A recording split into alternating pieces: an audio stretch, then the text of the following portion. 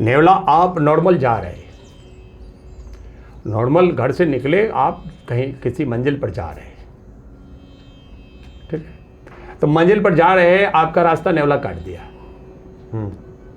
तो आप वहाँ अपनी गाड़ी रोकिए, नेवला के पैर की मिट्टी उठाइए, गुलाबी पेपर में उसको लिया करके भगवान के लक्ष्मी जी के चरणों में। गाड़ी खरीद ली थी आपने? काली गाड़ी खरीद ली थी, उससे जहाँ जाते थे वहीं चोट खा के आते थे। उस गाड़ी को अंत में हमने आपको क्या बताएं, चाबी भी उठा के हमने नहीं दिया। जैसे आपने खरीदा, हमने वो चाबी टंगी है भैया उठा ले, पैसा दिया हमने टेबल पर रख दे भाई, एकदम बीमार है आदमी, डॉक्टर जवाब दे दिया, सबने मना कर दिया कि आप 2-4 महीना जो भी 2-4 दिन 2-4 महीना जो भी जिएंगे भैया, ले जाइए घर पे सेवा करिए, समझे। आपको मैं एक टोटका बता देता हूँ, आदमी उठ के खड़ा हो जाएगा। अच्छा, मतलब उसी तरह से सांप का केचुआ आपको कहीं मिले, साबुत होना चाहिए। अच्छा, पूरा फुल केचुआ, माने टूटा फूटा नहीं, टूटा फूटा नहीं, फुल केचुआ मिल जाए, उसको लाइए, तह करके उसको लाल या पीले कपड़े में रखिए, ऊपर से कलावा लगाइए, लक्ष्मी जी के चरणों में रखिए, तिजोरी में रख दीजिए। भयंकर स्थिति क्रिएट हो जाती है, मतलब धन के मामले में इतना आप समृद्ध हो जाएंगे कि आपने सोचा भी नहीं था कि ये सब भी हो सकता है क्या। जय सिया राम। जय सिया राम। ईश्वर को हमारे शास्त्रों में कृपा का सागर कहा गया है, करुणा निधान कहा गया है, दया की प्रतिमूर्ति कहा गया है। लेकिन इंसान के जीवन में जब परेशानियाँ आती हैं तो वह नाहक कई बार ईश्वर को दोष दे बैठता है। जबकि अगर प्राकृतिक सिद्धांतों को देखें, प्रकृति के नियमों को देखें, तो ईश्वर या प्रकृति हर पल आपका साथ दे रही होती है। लेकिन हमारा ही जुड़ाव जैसे जैसे प्रकृति से कम होता गया, हम दूर होते गए, वैसे वैसे प्राकृतिक नियमों को समझना, उसके संकेतों को समझना हमने कम कर दिया, जिसके वजह से जीवन में कठिनाइयाँ बढ़ीं। आज इसी विषय पे हम लोग थोड़ा विस्तार से बात करेंगे कि प्रकृति क्या हमेशा जीव जंतुओं के माध्यम से, पशु पक्षियों के माध्यम से हमसे कुछ कहती है क्या, ये सब आज आपको बताएंगे पंडित उमेश चंद्र जी। स्वागत है आपका। जय सिया राम। जय सिया राम। देखिए, इस विषय पे विचार करने का और चर्चा करने का ये इरादा इसलिए बना क्योंकि इस विषय पे आपने पहले चर्चाएं की है काफ़ी, आपने अपने चैनल पे भी इसकी बात की है, जिसमें आपने कुछ संकेतों की चर्चा की थी, जैसे नेवला किसी के घर में आ जाए, कबूतर आ जाए, या फिर गांव में होता था कि कुत्ते वगैरह भौंकते रहते थे, बिल्ली का रास्ता काट देना, आसमान का रंग देख करके किसान समझ जाते थे कि कैसा मौसम रहने वाला है। तो अभी आपको क्या लगता है कि ये जो प्रकृति है, ये अपने संकेतों के माध्यम से हमें कुछ बताना चाहती है क्या, कि जिसको हम लोग नहीं समझ पाते? क्या होता है? देखिए, होता क्या है कि आपका दुर्भाग्य आने वाला है या सौभाग्य आने वाला है। अगर आप प्रकृति से जुड़े हुए हैं तो कदम कदम पे प्रकृति आपको बताती है कि आप न्यूट्रल रहने वाले हैं, जैसा है वैसा ही रहने वाले हैं, या आपका पतन होने वाला है या आपका उत्थान होने वाला है। कभी सपने के माध्यम से, कभी प्रकृति नेचुरल थिंग्स से बताती है कि आपकी स्थिति कैसी रहने वाली है। जैसे हम लोग नवरात्रे में ज्वार बोते हैं, ज्वार की कलर बताती है अच्छा, कि आपके घर में समृद्धि आने वाली है या आप बर्बाद होने वाले हैं। अच्छा, जौ जो निकलता है एक साल के दौरान आपकी क्या स्थिति रहने वाली है, वो जौ बता देता है। खूब हरा है मतलब आपके घर में हरियाली रहेगी। सुनहला है मतलब मिला जुला सरकार है, कुछ आएगा कुछ जाएगा, ठीक है। और अगर वही ज्वार सूख गए तो आप समझ जाइए कि डूब गए। अच्छा, मतलब पूरे साल एक साल के अंदर आप में पनपने का नाम ही मत, मतलब बरकत में कमी हो जाएगी, परेशान हो जाइएगा। तो ये प्रकृति का के लिए, और वो ज्वार इसीलिए बोया जाता है कि देश की स्थिति क्या रहेगी, परिवार की स्थिति क्या रहेगी, समझे। तो उसी तरह से आपको कुत्ता है,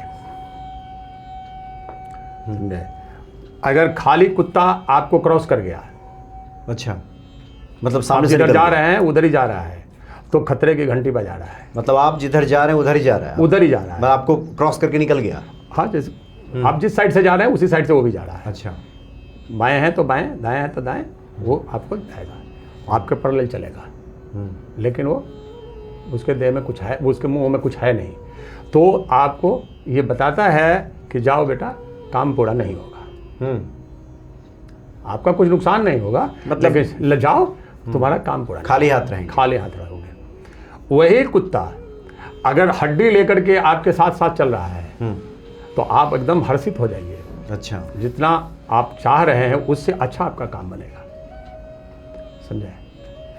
तो प्रकृति, अब कुत्ता तो अपना काम कर रहा है, कुत्ता आपको इंडिकेट कर रहा है, बट आप उसको प्रकृति से जुड़े नहीं हैं तो आपको समझ में नहीं आ रहा कि कुत्ता क्या कह रहा है। आपको एक सामान्य घटना हाँ। लगेगी। अगर कुत्ता आपको रोटी मुंह में ले करके आपके साथ साथ चल रहा है, इसका मतलब आपको लाभ ही लाभ है। हड्डी से कम लाभ है लेकिन लाभ है, हानि नहीं हो सकता, समझे? आप जैसे घर से निकले कुत्ता भौंक रहा है, मतलब ये समझ लीजिए कि खतरा है, समझे? एक ही जगह पर कुत्ता अगर बार बार पैर मार मार के खोद रहा है तो समझ लीजिए कि वहाँ खजाना है। जैसे पहले के ज़माने में लोग खजाना वजाना हाँ। जमीन में गाड़ दिया करते हाँ। थे। तो इस तरह की अगर देख रहे हैं तो ये समझ लीजिए कि वहाँ नीचे कुछ ना कुछ है खजाना है, समझे? तो इस तरह से विभिन्न जीवों का विभिन्न प्रकार का इंडिकेशन आपको आता है। अब हमने एक वीडियो डाला था नेवला पे, तो लोग अनर्गल क्वेश्चन पूछते हैं। अच्छा। हाँ। हम जो बोलते हैं उसको समझने के सिवा घर में आ गया तो बाहर आ गया, 50 चीज़ें लोग पूछते हैं। नेवला आप नॉर्मल जा रहे, नॉर्मल घर से निकले, आप कहीं किसी मंजिल पर जा रहे, ठीक है? तो मंजिल पर जा रहे हैं, आपका रास्ता नेवला काट दिया, तो आप वहाँ अपनी गाड़ी रोकिए, नेवला के पैर की मिट्टी उठाइए, गुलाबी पेपर में उसको लिया करके भगवान के लक्ष्मी जी के चरणों में रखिए, धूप अगरबत्ती पूजा पाठ करिए और फिर अपने तिजोरी में रख दीजिए। आपका निरंतर धन बढ़ेगा।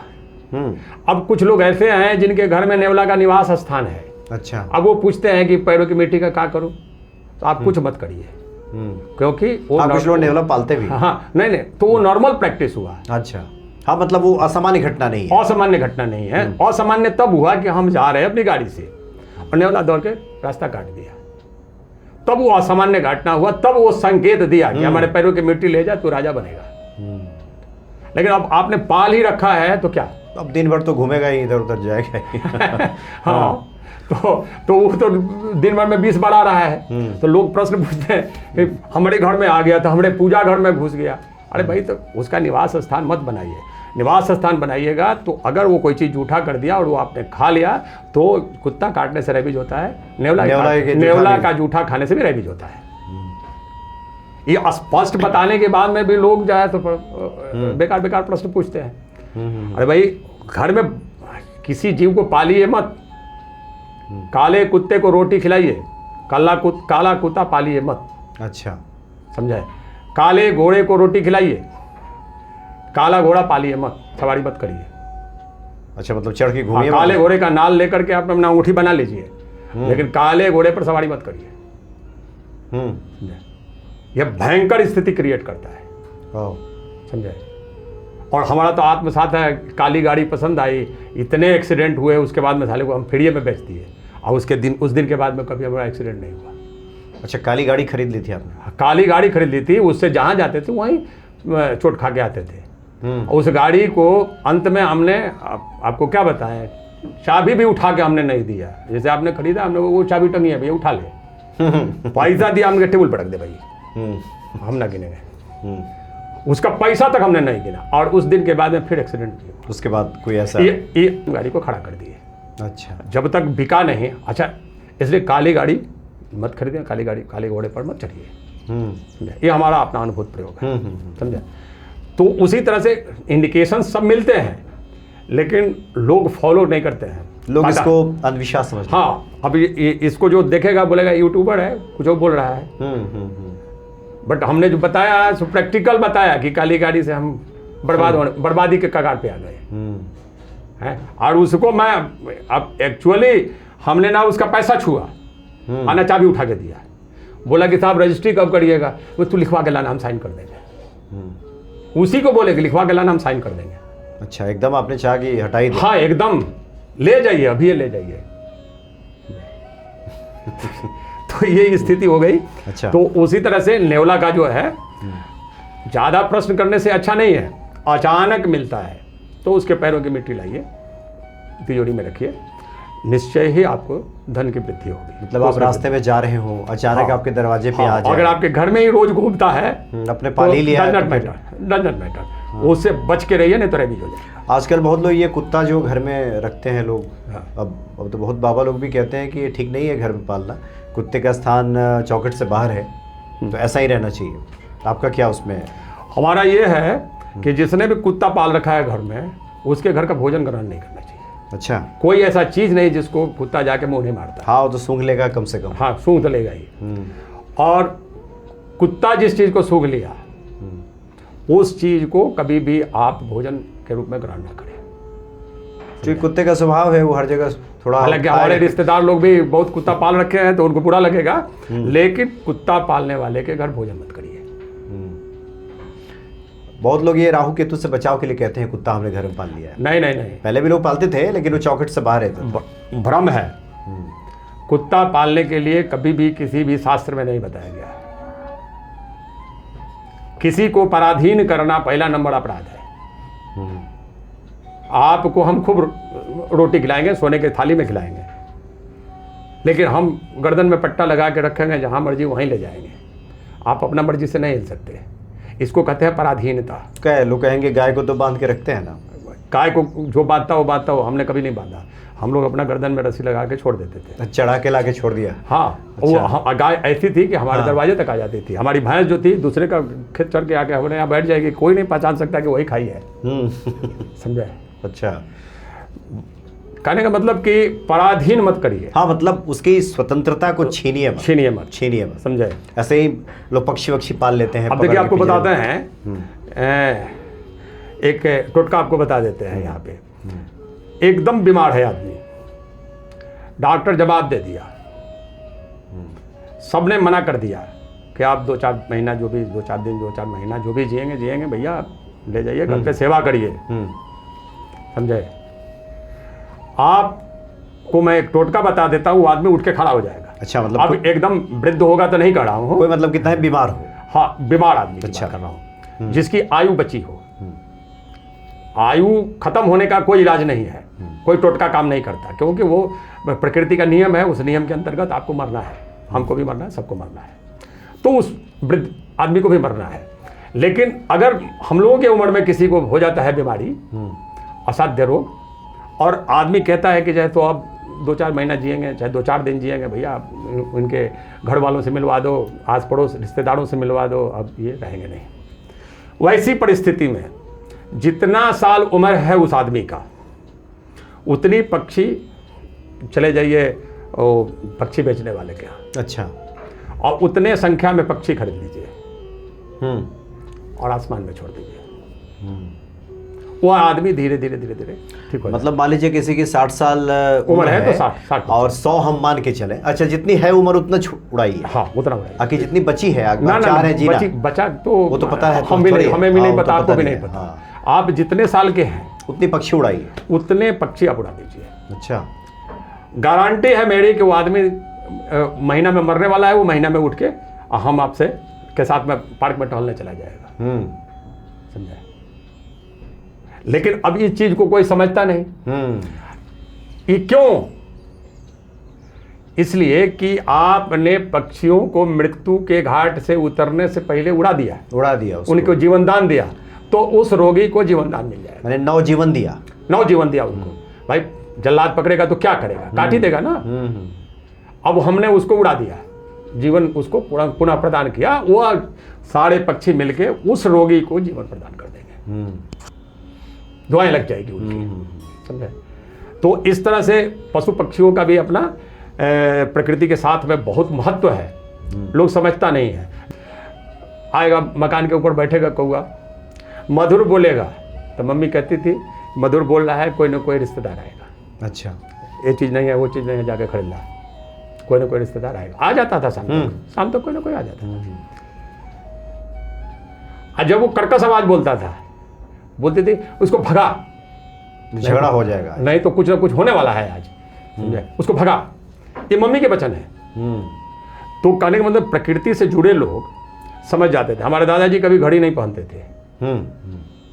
हम उनको कह दो कि 4 बजे जगा दीजिएगा तो ठीक 4 बजे जगा देते थे, सुकवा देख के। कहते कि सुकवा आ गया 4 बजे, मतलब 4 बज गया है। हाँ, और स्वतः नींद खुल जाएगी। हाँ, स्वतः नींद खुल जाएगी। तो ये सब प्रकृति से जुड़े रहने का मतलब है, समझे। आज के डेट में आप पूछो कि तारा देखा है बेटा, तो बच्चे कहते हैं नहीं, किसी को आकाश मिलता ही नहीं है, आकाश देखने का मौका ही नहीं। हाँ, तो तारा बताना पड़ता है, पार्क में ले जाना पड़ता है, देखो वो तारा दिख रहा है। अब पहले हम लोगों को इजली तारा दिखता था, गाँव में ही रहते थे। हाँ। तारा दिखता था, सुकवा देख के जग जाते थे कि 4 बज गया। हाँ, तो ये सब चीज़ें जो है प्रकृति के साथ पहले लोग जुड़े हुए थे, तो लंबी आयु भी थी। है। अब देखिए कि दिवाली के नाम पर, दिवाली तब भी मनाई जाती थी, 2-4 पटाखे कोई जला दिया, नहीं तो पटाखे नहीं उड़ते थे, नहीं। समझो। ये हम आपको 30 साल पहले की बात बता रहे हैं। 30 साल पहले पटाखे नहीं उड़ते थे। अब कोई ऐसा स्टेट नहीं बचा जहाँ जब से 200-400-500 करोड़ का जब से पटाखे नहीं उड़ता। बिहार का तो सर्वे करके दिया कि भाई 750 करोड़ का पटाखा उड़ा है। अब दिल्ली का हमको पता नहीं, समझे। तो कहने का मतलब कि आप प्रकृति को दूषित कर रहे हैं और जीवन मांग रहे हैं, तो मिलने वाला है नहीं। अब चलते चलते कुछ उपाय अगर ध्यान में आ रहा हो जिससे कि लोग की सुख समृद्धि प्राप्त हो, आप बताना चाहें। देखिए, सुख समृद्धि के लिए बहुत सारे उपाय हैं, 1-2 नहीं है, बहुत सारे उपाय हैं। तो जैसे मैंने एक आपको बता ही दिया कि नेवला के पैर की मिट्टी लाइए, हाँ, तो आपके घर आंगन में सुख समृद्धि आएगा, समझे। कोई भी पक्षी अचानक उड़ते हुए आपके घर में घुस गया, अच्छा, कोई भी पक्षी, और किसी कारण से उसका कोई पंख गिर गया, उसको उठाइए, लाल या पीले कपड़े में बांधिए, लपेटिए, मतलब वो टूटे नहीं, उस हिसाब से आप लपेट करके कलावा बांधिए, लक्ष्मी जी के चरणों में रखिए, और उसके बाद उठा करके 12 बजे रात्रि में अपने तिजोरी में डाल दीजिए। अच्छा, निरंतर धन की वृद्धि होगी, निरंतर, समझे। तो यही बताया कि प्रकृति से जुड़े रहिएगा, तब ये बात समझ में आएगा। हाँ, नहीं तो नहीं समझ में आएगा, समझे। तो आपके घर में वो समृद्धि देने ही वो पक्षी आया था, समझे। उसी तरह से सांप का केचुआ आपको कहीं मिले, साबुत होना चाहिए। अच्छा, पूरा फुल केचुआ, माने टूटा फूटा नहीं, टूटा फूटा नहीं, फुल केचुआ मिल जाए, उसको लाइए, तह करके उसको लाल या पीले कपड़े में रखिए, ऊपर से कलावा लगाइए, लक्ष्मी जी के चरणों में रखिए, तिजोरी में रख दीजिए। भयंकर स्थिति क्रिएट हो जाती है, मतलब धन के मामले में इतना आप समृद्ध हो जाएंगे कि आपने सोचा भी नहीं था कि ये सब भी हो सकता है क्या। तो ये सब बहुत सारे उपाय हैं, कितना बताऊं। जी हाँ, जी हाँ, बिल्कुल।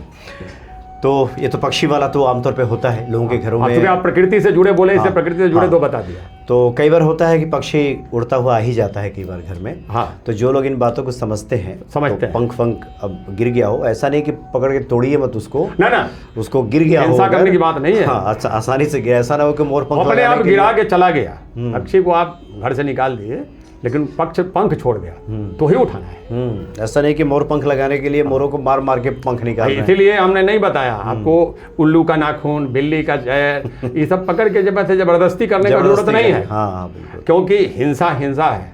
वो काम तभी करेगा हाँ, जब स्वतः आपको प्राप्त हो जाए। हाँ, प्रयासों के तहत आप करेंगे। अब लगे घर में नेवला पालने, तब तो हाँ, अलग अलग। एक और याद आ गया। हाँ, जैसे अब सियार सिंगी रखिए, तो सियार सिंगी के बाल जैसे जैसे बढ़ेंगे वैसे आपकी संपन्नता बढ़ती जाएगी।